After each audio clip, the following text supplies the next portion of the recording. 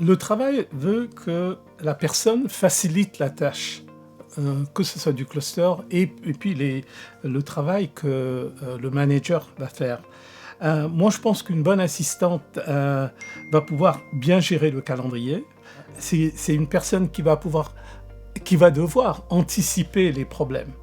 Très souvent, il y a pas mal de choses qui se passent. Mais ce qui est aussi très, très important, c'est en recevant un courrier, l'assistante doit lire le courrier, voir où trouver les informations pertinentes pour faciliter la décision du manager. Alors, c'est un travail qui a besoin de beaucoup d'attention. Et puis finalement, je dirais qu'une assistante, c'est les yeux et les oreilles du manager. Très souvent, il y a les bruits du couloir qui fait que parfois, il y a des problèmes qui surgissent.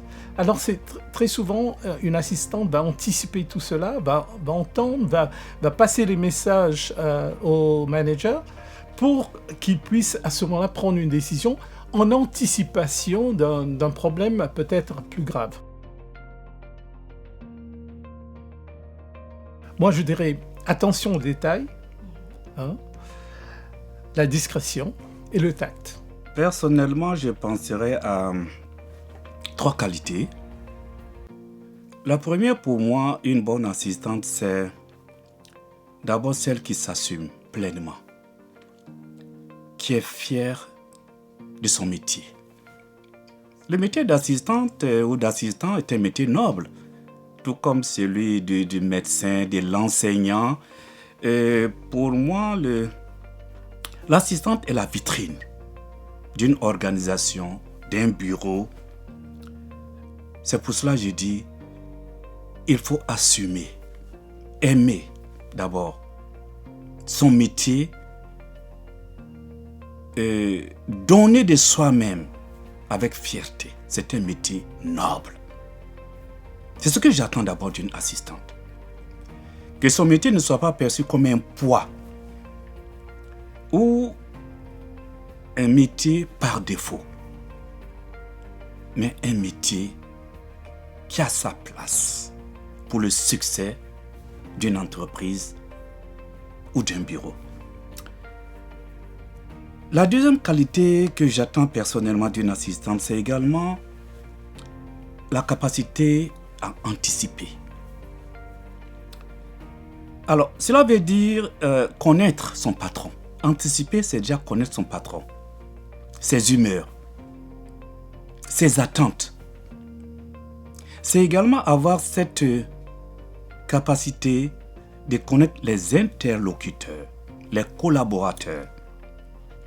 Anticiper signifie savoir faire preuve d'initiative, ne pas attendre toujours d'avoir des ordres, des instructions, mais avoir ce sens de dire « Ah, je dois faire ceci, sinon ». Ne pas attendre que la pression tombe avant d'agir. Cela demande à l'assistante également donc d'être polyvalente. Parce que lorsque on, entre guillemets, se spécialise dans un domaine aigu, pointu, et qu'on doit attendre un appui, un soutien d'autrui, très souvent, ce besoin d'anticiper aura des limites. Ça signifie également anticiper, savoir faire preuve de sang-froid. Voilà. De sang-froid, une situation est là, je dois anticiper, je ne dois pas paniquer. Qu'est-ce que mon patron souhaiterait? Qu'est-ce qu'il ferait? Qu'est-ce qu'il attendrait? Et déjà, que le patron se rende compte que c'est déjà fait sans qu'il ait eu à donner un ordre. Le troisième, je suis sûr que vous attendez déjà cela, c'est la confidentialité et la discrétion. Le rôle de l'assistant est très sensible, très complexe. Nous sommes dans un monde actuellement où, pour des raisons diverses, on se presse à vouloir divulguer ce qui est confidentiel ou secret pour des raisons qu'on ne réussit pas souvent à définir. Nous sommes dans un monde où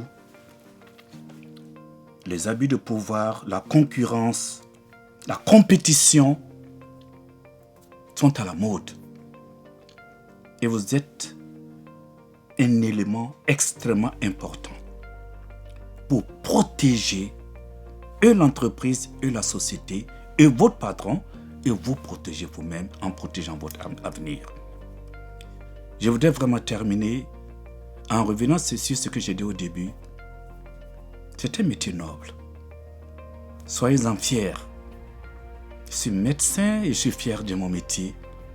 Les enseignants sont fiers de leur métier. Quand ils en parlent, c'est avec passion. Et c'est ce que je vous demande. Assumez votre identité, votre profession. Soyez-en fiers. Et faites en sorte que nous tous qui travaillons avec vous, nous soyons fiers de vous. Au-delà des compétences techniques, à mon humble avis, 3 compétences me semblent importantes pour être une excellente assistante de représentant de l'OMS. Il s'agit de la communication, du contrôle de soi et de la gestion et de l'organisation du travail. S'agissant de la communication, il s'agit d'abord de la présentation. L'assistante du représentant doit être présentable. Il doit être courtois. L'assistant doit être accueillant, chaleureux, souriant, sympathique, avec même un sens d'humour bien équilibré. L'assistant du représentant doit créer une atmosphère de confiance dès le premier contact avec le visiteur ou avec n'importe qui arriverait devant sa porte. Elle doit répondre de façon très convaincante et avoir de l'empathie quand c'est nécessaire. Savoir de façon diplomatique et très élégante de dire non sans heurter son interlocuteur. Et définitivement, en termes de communication, il faut avoir une complicité avec son représentant. Concernant la gestion et la maîtrise de soi, il est important que l'assistant ait une capacité d'écoute très importante. Il doit être très patient et maîtriser ses émotions, quel que soit son interlocuteur. L'assistant doit être très calme, doit être serein, quelle que soit la situation et quel que soit l'environnement du travail. Concernant la gestion et l'organisation du travail, il faut reconnaître que seulement la gestion de l'agenda du représentant est un exercice très complexe, parfois périlleux. Alors l'assistant a d'autres tâches à accomplir qui sont aussi très importantes. Ainsi, l'assistant doit avoir une bonne capacité d'organisation et de gestion du temps et des dossiers. C'est-à-dire qu'elle doit savoir prioriser, analyser les dossiers et avoir un bon esprit de discernement des différentes demandes et s'ajuster de façon régulière. Elle doit apporter un conseil éclairé aux représentants sur les différents dossiers et sur les différentes sollicitations. Elle doit être proactive et réactive à tout moment pour qu'aucun dossier ne traîne et qu'aucun rendez-vous ne soit raté.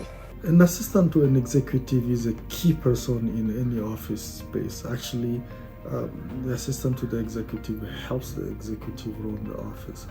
Without the assistant, the executive cannot really operate. There are some characteristics that are important to highlight. So 3 that I would like to mention that I believe are key for an assistant to an executive. The first one is the ability to anticipate. An assistant should be able to proactively anticipate and act on matters that are important without being told to to do so by the supervisor. And I can give examples. It could be delivering a speech, for instance. When an executive is booked for an important event, the assistant should be able to anticipate and reach out to the relevant colleagues to prepare the speech, make sure that it's reviewed by the communications team, make sure that key messages are included before even the supervisor asks the assistant to do so, and before even the supervisor says so. The same thing goes for travels. In fact, all aspects of what the executive does, frankly, would benefit from the assistant being able to anticipate. The second skill that I would like to mention here is being a nimble, resourceful person. So an efficient and effective assistant should know where to look for information, how to look for information, should be really organized and able to multitask it, because there are so many things that come to an assistant. So being organized, being able to tease out the different requests that come and prioritize is really important. And still, under being nimble and resourceful, flexibility is really important, because we work in a very dynamic environment. So the ability to really be nimble, flexible, and adapt oneself to that continuously changing environment is really important. The third important skill that I would like to mention here is what I call representing the supervisor's value. So the assistant is really the gatekeeper for the supervisors. So it is important that the assistant represents the supervisor in a positive light. That requires, again, being strong in terms of attention to details, having excellent oral and written communication skills. And one thing that is really, really important is a very, very high level of discretion and integrity, because many sensitive information, many sensitive documents, many sensitive discussions happen within the space of an executive. So the assistant should have those key characteristics that are really, really important to be as the main gatekeeper, the main support, the main assistant, the guide to the executive. I'm happy to share my thoughts, dear colleagues, on the team performance program, specifically on what constitutes a great assistant. In addition to many skills and characteristics, a great assistant is one that has the ability to multitask and prioritize tasks. In other words, producing results. One that has an excellent time management skills, that is knowing and managing oneself. One that pays special attention to details, a great communicator, as well as one that shows professional discretion. De partager notre point de vue, le point de vue de l'OMS Niger, sur cette question qui est très importante et sur ce qui caractérise un bon assistant, excellent assistant ou assistante, parce que ça peut être des hommes, ça peut être des femmes, mais je vais utiliser tantôt le masculin, tantôt le féminin, mais il faut dire que ça peut être l'un des sexes. Alors, ce sont des artisans de l'ombre qui contribuent vraiment à la réussite du travail du superviseur. Ainsi, pour nous, nous pensons qu'une excellente assistante doit être vraiment organisée, polyvalente et multitâche, parce qu'elle est confrontée à des situations où elle doit rapidement trouver parfois des documents, et si c'est le cas, si elle n'est pas organisée et que vous devez chercher dans tous les sens, ça ne peut pas aller.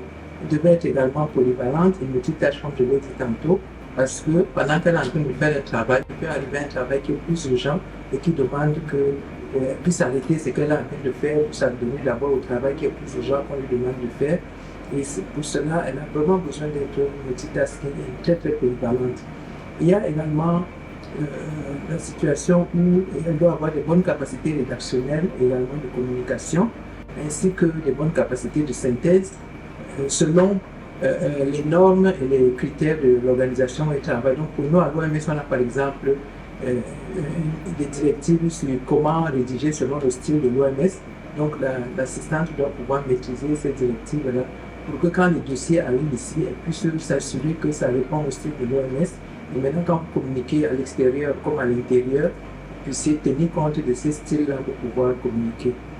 Il est également important que cette assistante puisse bien gérer les dossiers, avoir de bonnes notions sur les classements des dossiers, de manière à ce que quand on vous demande un dossier, que vous puissiez le retrouver rapidement. L'autre chose que je pense est très très importante, c'est la capacité d'anticipation des événements.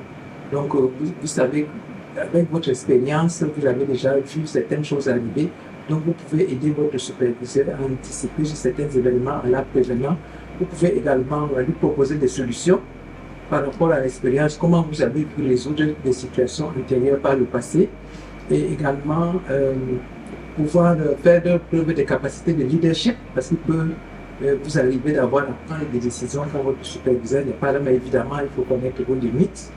Et peut-être ce que je peux terminer avec, c'est des connaissances techniques, parce que c'est la première personne à qui le superviseur va demander une information ou de l'aide quand elle est coincée. Donc souvent l'assistante a besoin quand même d'avoir un minimum de connaître un minimum de choses. Évidemment, c'est pas la personne qui fait tout, mais c'est le réflexe, c'est que immédiatement quand on est coincé, on la consulte rapidement. Donc en se référant aux compétences de l'OMS, le modèle de compétences que nous utilisons, et en regardant également le mix de qualité que je viens de décrire sur mentionné, je vois essentiellement trois compétences. La première étant l'attitude générale au travail, parce que l'intéressé devrait pouvoir promouvoir les valeurs de son organisation, pouvoir également promouvoir le comportement requis au quotidien et surtout rendre compte de ce qui est effectué et des résultats atteints.